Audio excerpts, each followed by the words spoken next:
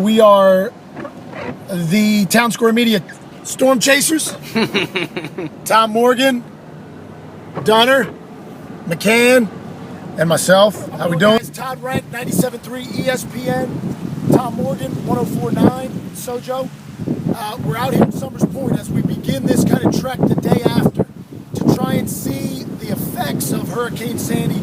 And as you can see, we are now on May Avenue in Summers Point. I think the cross street here is Mayran. You can see as Kyle's showing you the view back over the bridge over to the Longport and the Margate area.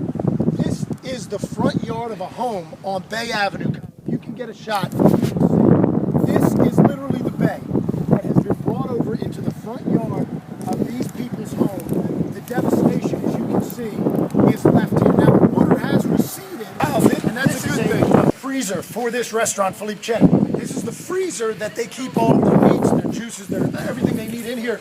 This literally, Kyle, is supposed to be up against the restaurant. It literally lifted itself and floated and moved all the way around. You can come around back and see, and it actually gives you a good idea of where the water reached here last night.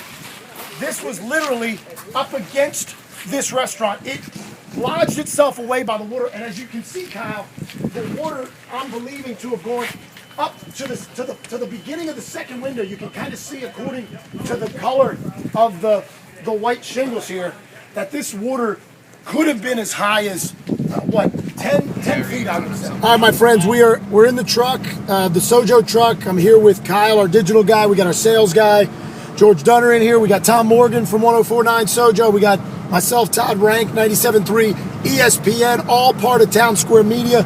It is a joint venture. As we are heading over, we are on the bridge from Summers Point to Ocean City, New Jersey, and we await and can only imagine what we are about to see as we come over the bridge. The police are there at the beginning of the bridge, not allowing everyone over, but for us, they're going to allow us to come over and hopefully get some images for you all to see exactly what's taking place just hours after the superstorm of Hurricane Sandy has come through these cities in South Jersey and the barrier islands as well. So we'll keep you informed, but we're heading over the bridge that connects Summers Point, New Jersey to Ocean City, New Jersey, and we will join you here briefly once we get over. We can only imagine what Folks, we are literally standing in Ocean City, New Jersey, the day after Hurricane Sandy, and as you can see, this storm is not over yet. We're getting to Ocean and 11th Street right now, and friends who know 11th Street very well, favorite spot to go during the summertime boardwalk as we go.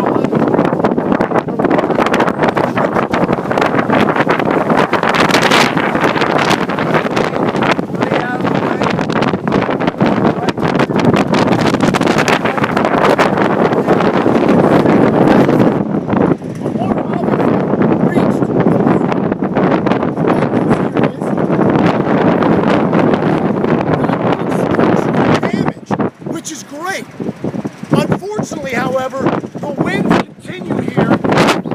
More calmer side of Ocean City in the sense of noise. We were just standing in a windstorm. You heard Todd Rank and saw him right in front of the beach.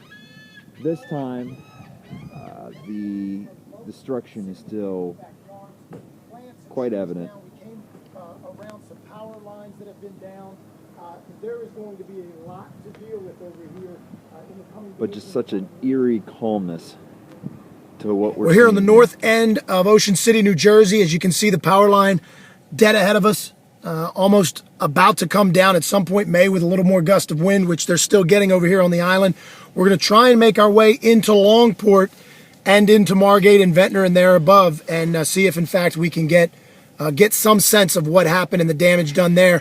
Ocean City overall structurally still in place, just some wires downlined, some pillars, docks, a lot of debris, but that's to be expected. And again, probably some water damage within the homes on the first floor. We'll stay with you and bring you some more pictures. All right, folks, we were taking the, what is that called, Dunner? The Ocean City Longport Bridge to try and get across and get into Margate. Now, it looks like we can if we can get through this, but this is the debris that you're looking at that is now on the roads heading from Ocean City, New Jersey into Longport.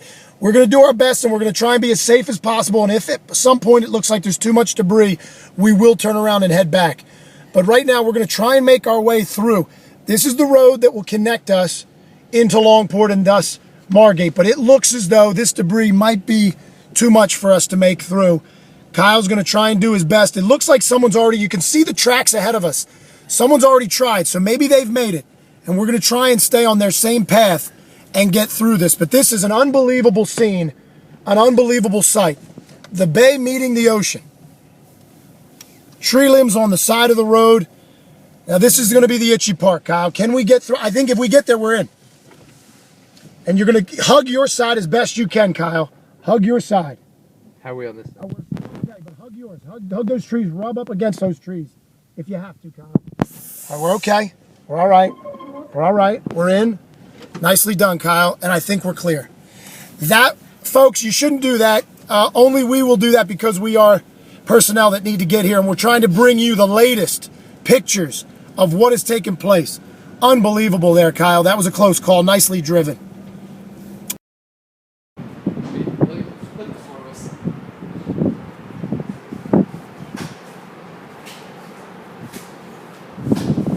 I'm coming. It does seem to be getting better, though, as we head north, Margate. The sand's becoming a little less. Still a little bit of flooding, but not overly aggressive. But a lot of sand off of each block coming off that block. A lot of sand. So it's just a lot of people stayed A lot of people stayed. because there are a lot of people that shouldn't be here. And, you know, they're taking a deep breath because they're exhaling. That's where the water came up. You can see the line on the lawn. I'll be honest, You it can could have see been the a line lot. on all of these Yeah. lawns where the water came up. It could have been a lot worse. Could have been a lot worse. Yeah, Rob, you're exactly right. We're driving through Margate right now, and again, the theme is the sand.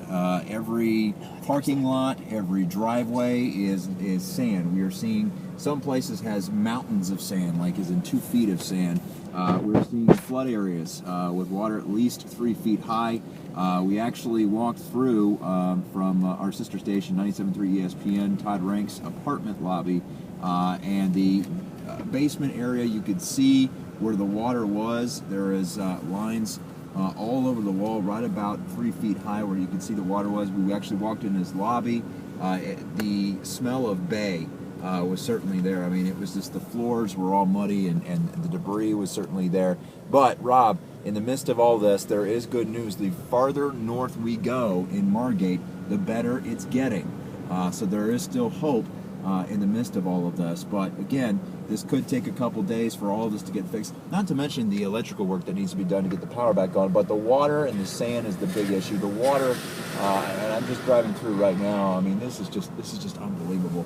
And my friends here with Todd Rank and, of course, the Town Square News Network, we were driving our Sojo vehicle through Margate and seeing businesses with boards patched up on walls and sandbags on doors. Rob, it's like a scene from a movie here, and unfortunately, it's a very good movie. So, Rob, we're going to continue to keep you posted. We are driving north to Atlantic City. We're going to see my apartment as well, and, well, I'm hoping for all the best.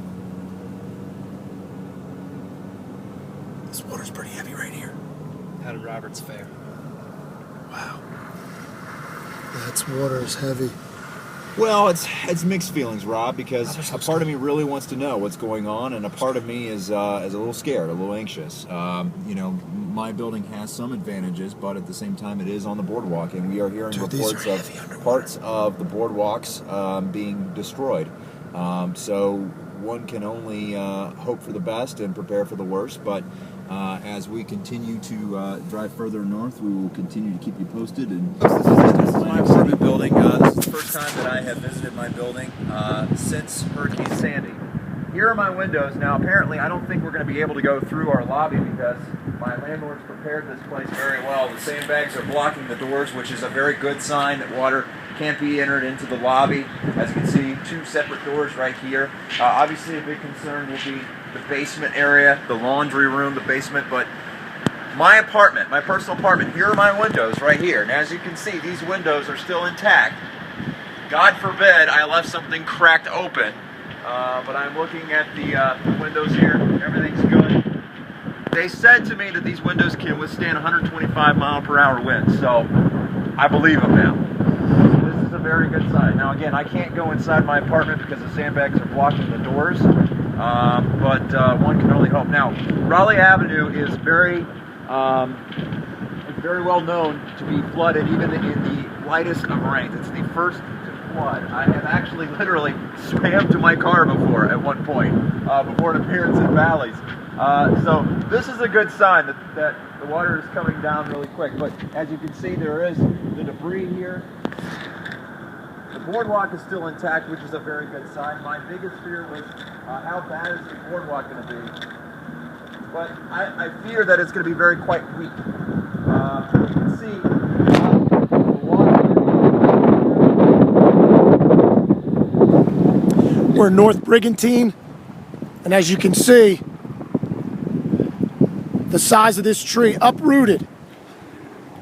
I think Tom, and I'm here with Tom from 104.9 Sojo, I'm Todd with 97.3 ESPN, all of Town Square Media. You know, Tom, I think we got a little bit ahead of ourselves when we first came in on the south side of Brigantine, Right. Expecting to see the worst and didn't really. Now we're in North Brigantine, and this is what we're seeing, and now we're getting cut off where we can't even see the length or the depths of what really has taken place here on Brigantine. Well, Todd, you're exactly right. And we talked about this on the way here. It was interesting how long it took for us to be granted to drive through Brigantine. The authorities took a long time to decide if it was okay for press to go through. And as we were driving on the south end of Brigantine, we were saying, well, this isn't too bad. But I knew inside my head, there's something else. And as you can see, and I think this is probably the smallest of what could be down farther that way. And we're not allowed to go farther down that way. They turned us down, but from a distance we could see the amount of sand and dirt, the poles being down, the usual stuff. And I think with the exception of the no water here, this is close to what we saw in Ocean City. Yeah. This is close to what we saw. I can't even imagine the amount of destruction that we could be seeing farther down that road. You can see in the distance the white picket fence across the way, Tom, has been compromised, and that is now down. We saw to my left here is the North Brigantine Water Tower, and it is surrounded by water. It is, I believe, North Brigantine is completely still underwater, and that is what we have not seen in any other barrier island that we've been through today.